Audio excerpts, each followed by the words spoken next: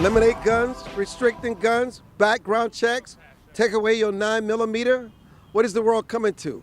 Mass shootings all across the country. What do we need more? Mental health facilities? Do we need to restrict guns? What is the solution to this violence that has become so pervasive in America? Does the answer lie in politics, or does the answer lie in faith and a closer connection with the Creator?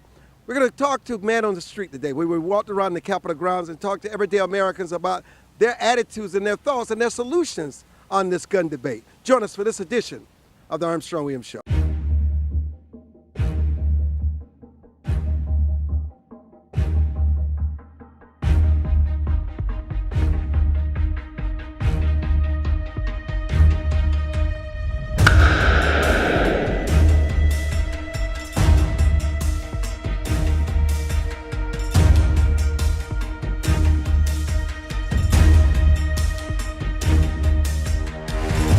What are your thoughts on the gun debate in the United States?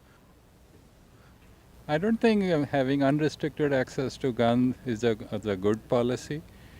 There is no need for everyone to have guns. Initially, the guns came into being when the conditions were different. With the changes in the environment, we have internet, we so many other things. Yes, militia could have their guns earlier, but there's no need to have guns now. Like, there's a rule of the law. Why do we need to have guns for it? What do you think about limiting guns, or what do you think your thoughts on the Second Amendment?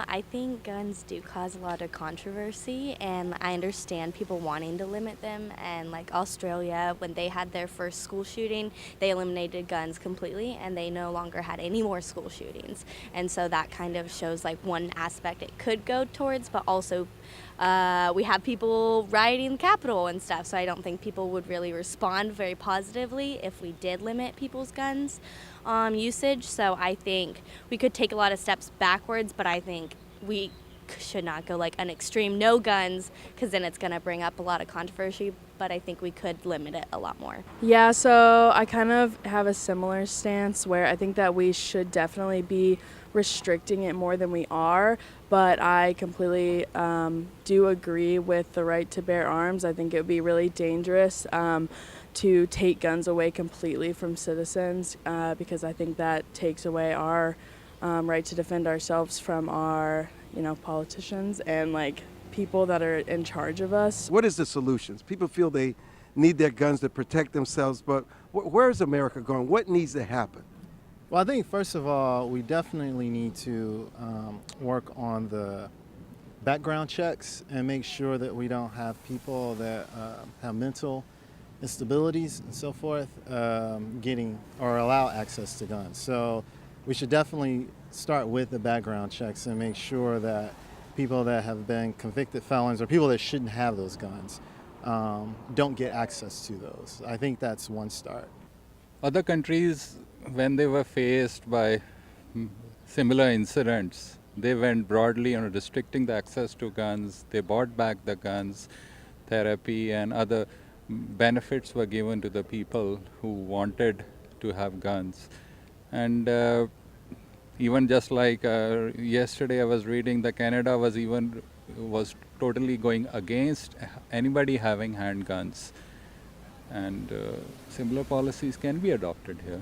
I'm a parent of one. I think any parent, grandparent, aunt, uncle, sister, brother can't imagine the fear these kids in Texas faced, and certainly are upset with the idea that other kids are going to face that down in the future. And there really is only one solution, and that is beginning to restrict access, or at least start getting background checks and something in place, because it just keeps happening too much.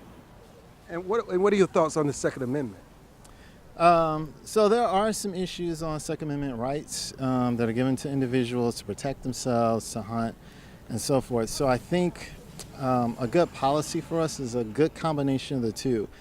We do have issues with a lot of weapons getting into the wrong hands. And I think as lawmakers, one of the things we should really focus on is ways to make sure that the wrong people don't get access to that. And typically we see with a lot of shootings that there are people that should not have had access to it. There are people that have had mental problems before, and we really should work on making sure that we pass laws that would really stiffen those background checks and make sure we don't get guns in the wrong people. I think the way the state of Texas and the governor set the situation up is probably something that needs to be examined. Is there ever a time you believe firearms are needed? I mean, I do. I live in a rural area. I certainly can see the level of protection some people would feel by having a firearm, but not everyone should have one. And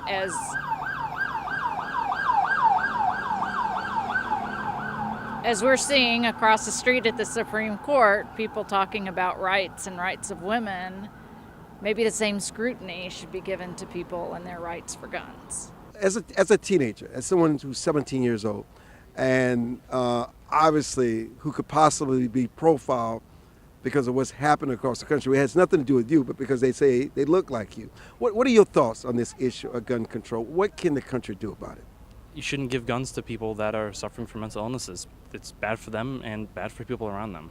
18, you're still in high school, maybe an early college student. I wouldn't trust myself with a gun. I wouldn't trust a college student with a gun. I think you should have years of experience of training and safety.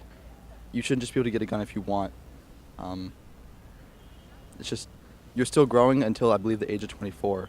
So I don't know why we would allow you to be able to take another life, have the ability to take another life before you're fully developed.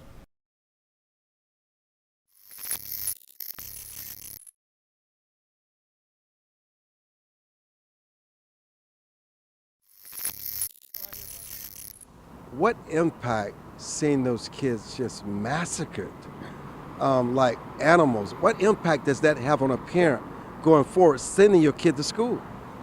Yeah, I mean, it is so heartbreaking. And it is like when you see the parents, really, is where it really hits home. And no one wants to see that happen to any child and see any parent have to live through that. It is just absolutely heartbreaking, and at the same time instills a level of fear that no one should have to. I can say as a nurse, one of the things that I think is extremely important, and also as a pediatric nurse, one of the things I think is extremely important is making sure that we are really looking at the health care of children, right? So I think we need to look at bringing back social work, going out into the communities, paying for that, and putting a premium on that kind of work. Getting out here, getting in the homes, and seeing what's going on in the homes of the families and the children. A lot of this, unfortunately, there is a mental health component. It is a mental health component, and we do have to get behind that and see what's going on. Also, I can tell you as a nurse, one of the things that social workers will often do is talk to patients sometimes about gun control. So, for example, we have something called gun locks that we can give patients, and we can talk to patients when they're in their most vulnerable state. So I actually work at the VA in Los Angeles, California, and one of the things that we did as a team is something called a Department of Justice form project. We identified that there was a gap between the Department of Justice and the health care of the patient. So if the patient's struggling with their mental health, we are able to connect with the Department of Justice to monitor how they access firearms. In the meantime, we have a social worker really work with that patient, work with that family, and help them get to a state where they're a little bit more stable. We have got to start looking at mental health. It's critical. I wish our policies looked more like Europe. There's a mass shooting every day, and this is a uniquely American problem, and there's a simple fix. And I hope that one day in my lifetime I can see an America with far more stringent gun legislation. And what do we do about the criminals? Which criminals specifically? Those that would always have access to guns and continue their criminal homicidal ways. I think, it's simple. It's written in the laws. These are legal, and hopefully law enforcement can find the people that have these illegal guns. It's endemic in America because we have so many legal guns that the manufacturing process is so simple and so refined that we can just continue to pump out these guns. And I also saw a piece on the news about shadow guns. I also believe that, when you look at 3D printing of guns and other mechanisms that people use to create guns illegally, we should put in all legislation in place to crack down on those gray areas. So you dramatically would like to restrict the Second Amendment in America? Yes.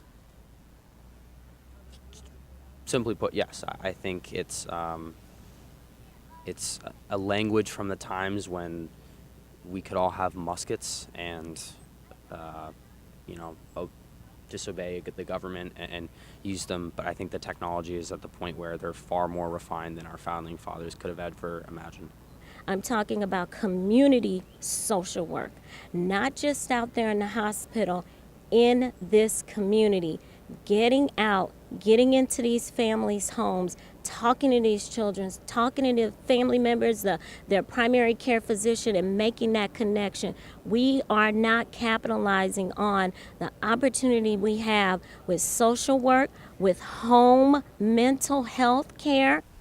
I can tell you that it's definitely a massive divide within our own country, and just there's no simple solution. And we've actually done that at LA. We were able to connect mental health with Department of Justice and preventing our veterans who struggle with their mental health from getting that firearm. And it was one little thing that we were missing, one little paperwork thing that we were missing, and we fixed that.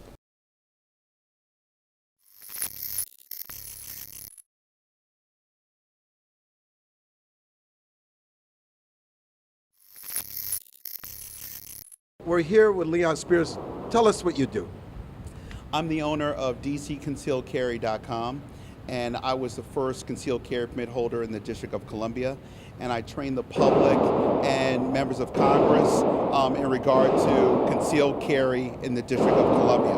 What do you say to people who feel threatened when you look at the situations from Texas to Buffalo, New York?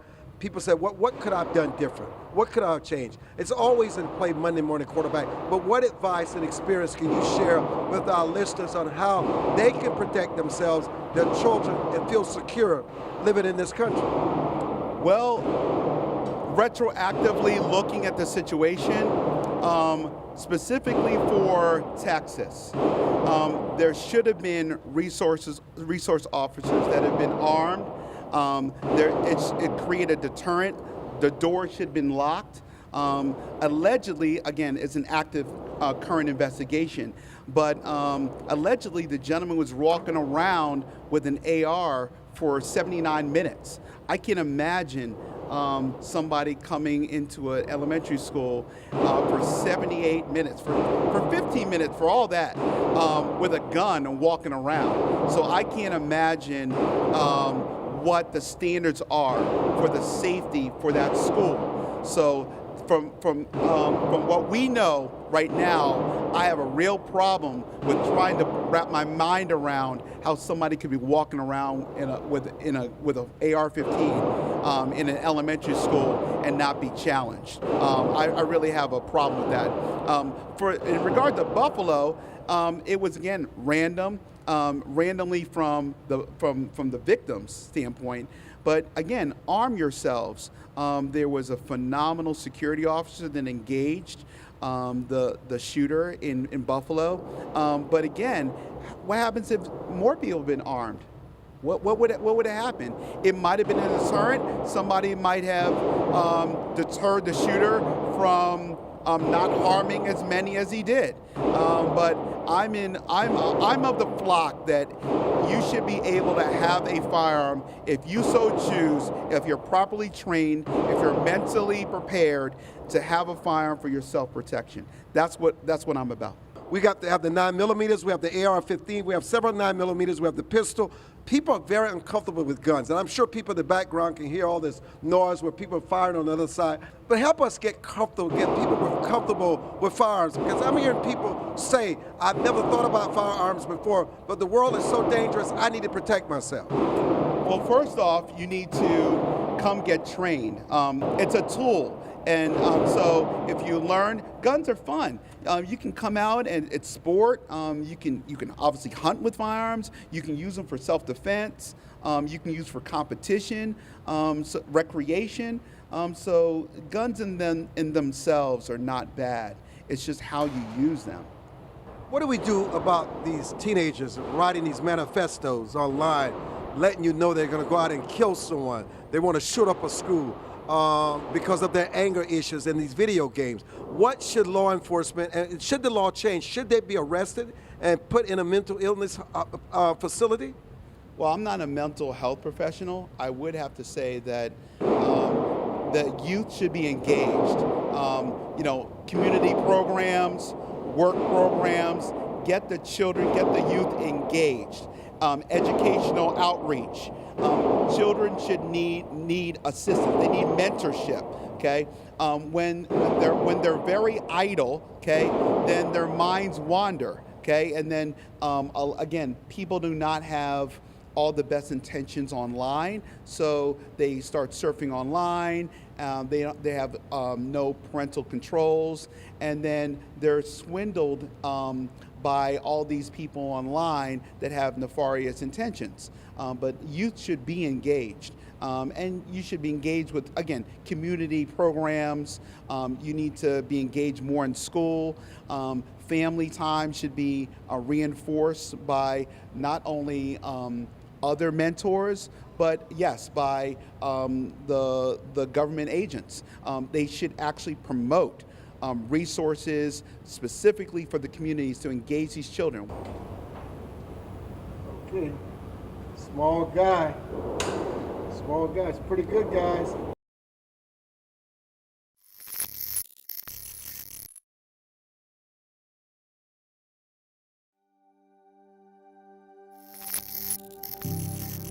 Thank you for joining us for this edition of the Armstrong Williams Show.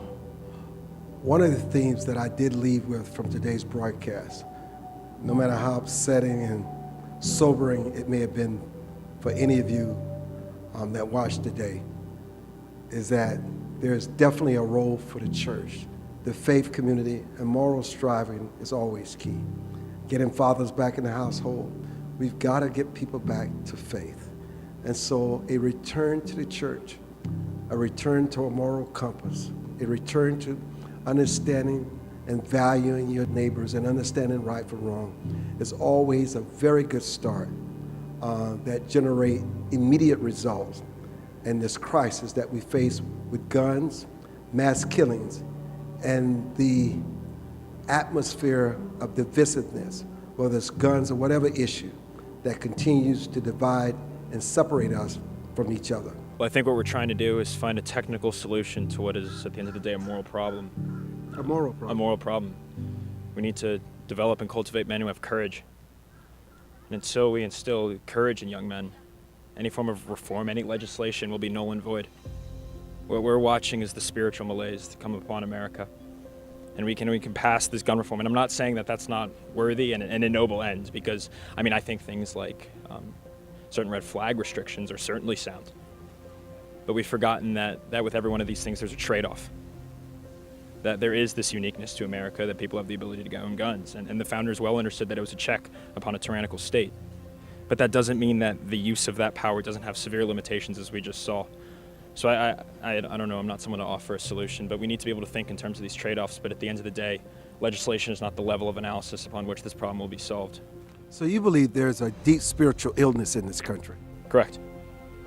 I think what we're watching is America was predicated upon the Judeo-Christian project, but what happens when that metaphysical foundation is no longer believed in? You're left with people who are left to go to other sources of religion. We go further into this nihilistic sense that there is no meaning to life. And then we wonder why people act in these horrific manners.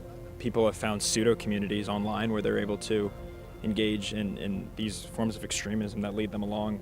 And we've lost moderation. There's all these Pew Research polls coming out that are showing that the middle ground has been lost in American politics, that we're polarized on the extremes. And there's sound legislation that probably could come through, but it's just going to be ideologically charged until we learn how to speak outside of these isolated, polarized traps that speak on Twitter and not in face-to-face interaction.